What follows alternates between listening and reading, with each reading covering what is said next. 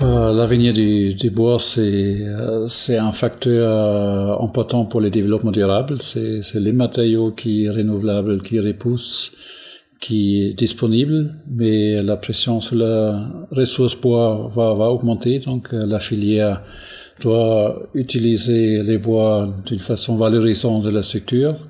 Et pour moi, valorisant, c'est dépasser un peu la dimension d'une maison individuelle, la maison familiale, mais d'aller vers les besoins d'un développement durable. Ça veut dire on densifie en ville, on restaure la structure existante avec des extensions, avec des structures modulables à grand volume. Les grands volumes, ça veut dire que la filière a la chance de prendre la part du marché qui a actuellement les bétons, mais il faut qu'elle se structure, il faut qu'elle ait des structures plus importantes, il faut qu'elle conçoit et qu'on réalise d'une façon intégrale les structures avec une grande part de fabrication, préfabrication à l'usine et des montages très rapides. Les facteurs temps est très précieux aujourd'hui.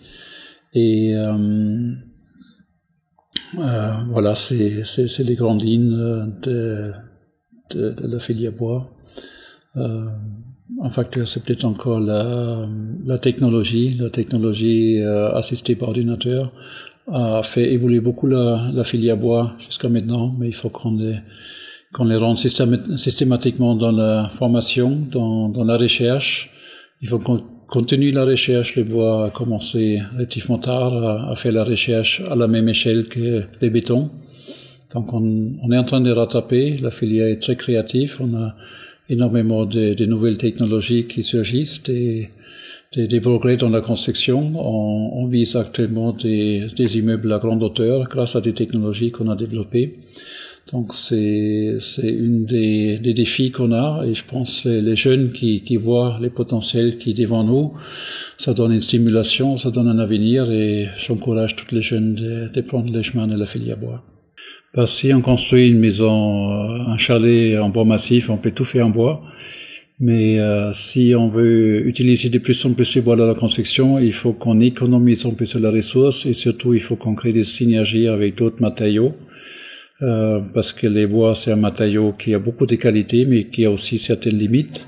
Donc on peut effectivement imaginer des systèmes hybrides, ça veut dire l'association entre différents matériaux, notamment avec les bois, pour accumuler que des avantages et pour économiser la ressource. L'économie de la ressource reste un sujet aussi pour les bois. On veut faire beaucoup de choses en bois, beaucoup de volumes en bois, mais il faut que dans chaque projet, il faut qu'on met un minimum de ressources possibles, comme il fait d'ailleurs la nature. La nature émet pas plus de matériaux qu'il faut pour exister et prend juste le minimum, mais c'est un principe de base que notre société doit réapprendre. On va partir dans un projet Sinfonia, c'est une initiative européenne qui encourage les villes, les communes qui veulent aller au-delà de la réglementation énergétique européenne. Les défis, ça va être surtout la rénovation, ça veut dire de remettre en état les hypothèques, ça veut dire l'état actuel de nos bâtiments. Ça demande le développement des nouvelles technologies aussi, c'est quelque chose qu'on doit apprendre.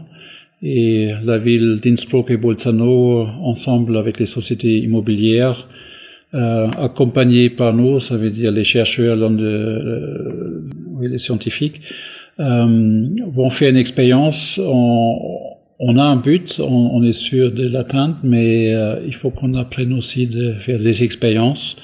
Ça va être un peu une aventure, mais puis devant l'urgence des mesures pour la protection du climat, on est obligé de se creuser la tête, disons, de créer des modèles. Et la destination du programme Smart City est de créer des exemples qui peuvent se recopier sur d'autres villes ensuite. Donc on est un peu des pionniers, on va faire mieux, mais ça va être un challenge aussi pour nous.